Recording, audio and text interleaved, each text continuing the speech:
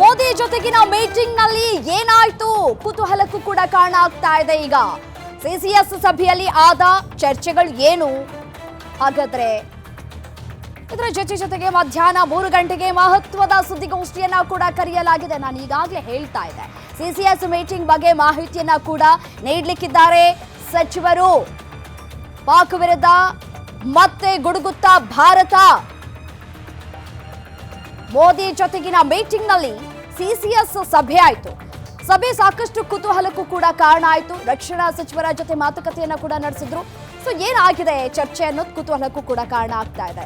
Details ಕೊಡ್ತಾರೆ ದಿಲೀಪ್, ನೇರ ಸಂಪರ್ಕದಲ್ಲಿ ಜಾಯ್ನ್ ಆಗಿದ್ದಾರೆ. ಎಸೇನೋ ದಿಲೀಪ್, ಸಿಸಿಎಸ್ ಸಭೆ ಕೂಡ ಈಗಾಗಲೇ ನರೇಂದ್ರ ಮೋದಿ ಅವರು ನಡೆಸಿರುವಂಥದ್ದು ರಕ್ಷಣಾ ಸಚಿವರ ಜೊತೆ.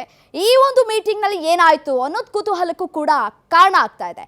ಮಧ್ಯಾಹ್ನ 3 ಗಂಟೆಗೆ ಸುದ್ದಿಗೋಷ್ಠಿಯನ್ನ ಕೂಡ ಕರೆದಿದ್ದಾರೆ. ಸುದ್ದಿಗೋಷ್ಠಿಯಲ್ಲಿ ಏನೆಲ್ಲ ವಿಚಾರವನ್ನು ಪ್ರಸ್ತಾಪ ಮಾಡಬಹುದು ಅಂತ ಹೇಳಿ. ಒಂದು ರಮ್ಯಾ, ಏನೊಂದು ಭಾರತ ಮತ್ತು ಪಾಕಿಸ್ತಾನ ನಡುವೆ ಈ ಒಂದು ಸಂಘರ್ಷ ಇದೆ, ಈ ಒಂದು ಸಂಘರ್ಷದ ಪರಿಸ್ಥಿತಿ ಇದೆ. ಈ ಸಂದರ್ಭದಲ್ಲೇ ನಡೆದಿರುವಂಥ ಈ ಒಂದು CCS meeting, cabinet committee and security ಅಂತ ಕರೀತಾರೆ, ರಕ್ಷಣಾ ವಿಚಾರಗಳ ಸಂಪುಟ ಉಪಸಮಿತಿ ಸಭೆ ಇದು. ಈ ಒಂದು ಸಭೆಯಲ್ಲಿ ಪ್ರಮುಖವಾಗಿ ಭಾರತಕ್ಕೆ ಇನ್ನಷ್ಟು ರಕ್ಷಣಾತ್ಮಕವಾಗಿ ಯಾವೆಲ್ಲ ಉಪಕರಣಗಳು ಬೇಕು, ಈ ಒಂದು ಕೆಲವೇ ಹೊತ್ತಿನ ಹಿಂದೆ ನಾವು ಚರ್ಚೆ ಮಾಡಿದ್ವಿ. S-400 ಉಪಕರಣವನ್ನು ಭಾರತ ಏನೊಂದು ಇನ್ನೆರಡು ಬಾಕಿ ಇತ್ತು, ಅದನ್ನು ತರಿಸ್ಕೊಳ್ಳೋ ಸಂಬಂಧ ಒಂದು ನಿರ್ಧಾರ ಆಗಿರ್ಬೋದು.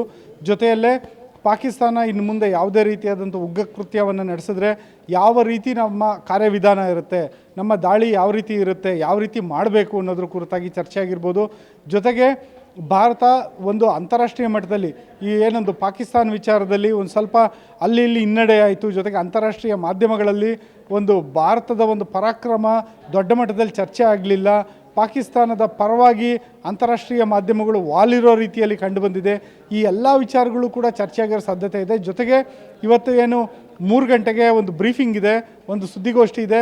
ಈ ಸಂದರ್ಭದಲ್ಲಿ ಖುದ್ದು ರಾಜನಾಥ್ ಸಿಂಗ್, ರಕ್ಷಣಾ ಸಚಿವ ರಾಜನಾಥ್ ಸಿಂಗ್ ಅವರೇ ಈ ಒಂದು ಸುದ್ದಿಗೋಷ್ಠಿಯನ್ನು ಉದ್ದೇಶಿಸಿ ಮಾತನಾಡೋ ಸಾಧ್ಯತೆ ಇರುತ್ತೆ, ಅಥವಾ ರಕ್ಷಣಾ ಇಲಾಖೆ ವಕ್ತಾರರು ಮಾತನಾಡ್ಬೋದಾಗಿರುತ್ತೆ.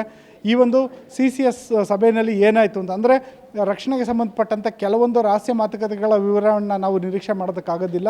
ಆದರೆ ಓವರಾಲ್ ಭಾರತದ ನಿಲುವೇನು ಅನ್ನೋದ್ರ ಬಗ್ಗೆ ಸಮಗ್ರವಾದ ಮಾಹಿತಿ ಸಿಗೋ ಸಾಧ್ಯತೆ ಇದೆ. ಯಾಕೆಂದರೆ ಭಾರತ ಈ ಒಂದು ನೆರೇಟಿವ್ ವಾರ್ ಅಂತ ಕರೀತಾರೆ, ಏನು ಒಂದು ಪಾಕಿಸ್ತಾನ ಏನು ಬಿಂಬಿಸ್ತಾ ಇದೆ ವಿಶ್ವಮಟ್ಟದಲ್ಲಿ ಭಾರತದ ಬಗ್ಗೆ, ಮತ್ತು ಭಾರತ ವಿಶ್ವಮಟ್ಟದಲ್ಲಿ ಏನು ಬಿಂಬಿಸಬೇಕು ಪಾಕಿಸ್ತಾನದ ಬಗ್ಗೆ, ಅಥವಾ ಈ ಒಂದು ಸದ್ಯದ ಸ್ಥಿತಿಗತಿ ಬಗ್ಗೆ, ಅವೆಲ್ಲದ್ರ ಬಗ್ಗೆ ಕೂಡ ಸಮಗ್ರ ಚರ್ಚೆ ಆಗೋ ಸಾಧ್ಯತೆ ಇದೆ. ಯಾಕೆಂದರೆ ಡೊನಾಲ್ಡ್ ಟ್ರಂಪ್ ಅವರು ಪದೇ ಪದೇ ಯುದ್ಧ ನಾನು ನಿಲ್ಲಿಸಿದೆ ಅಂತ ಹೇಳ್ತಿದ್ದಾರೆ. ಡೊನಾಲ್ಡ್ ಟ್ರಂಪ್ ಅವರು ಈ ಮೂಲಕ ನಾನು ಯುದ್ಧ ನಿಲ್ಲಿಸಿದೆ ಅಂತ ಹೇಳ್ಬಿಟ್ಟು ನೊಬೆಲ್ ಶಾಂತಿ ಪುರಸ್ಕಾರಕ್ಕೇನೋ ಪ್ರಯತ್ನ ಪಡ್ತಿರ್ಬೋದೇನೋ. ಆದರೆ ಭಾರತ ಈ ಒಂದು ಸಣ್ಣ ಗಿಮಿಕ್ಗಳನ್ನ ಮಾಡೋ ಹಂತದಲ್ಲಿಲ್ಲ. ಯಾಕೆಂದರೆ ಇದು ಭಾರತದ ರಕ್ಷಣೆಗೆ ಕುರಿತಾದ ಪ್ರಶ್ನೆ. ಹೀಗಾಗಿ ಈ ಒಂದು ಏನು CCS ಸಭೆ ನಡೀತು, ಇದು ಅತ್ಯಂತ ಗಂಭೀರ ವಿಚಾರವಾದ ಭಾರತ ಮತ್ತು ಪಾಕಿಸ್ತಾನ ನಡುವಿನ ಈ ಸಂಘರ್ಷವನ್ನು ಕಡಿಮೆ ಮಾಡೋದಾಗಿ. ಯಾಕೆಂದರೆ ಭಾರತ ಒಂದು ಅಭಿವೃದ್ಧಿ ಪಥದಲ್ಲಿ ಮುನ್ನುಗ್ತಿರೋ ದೇಶ.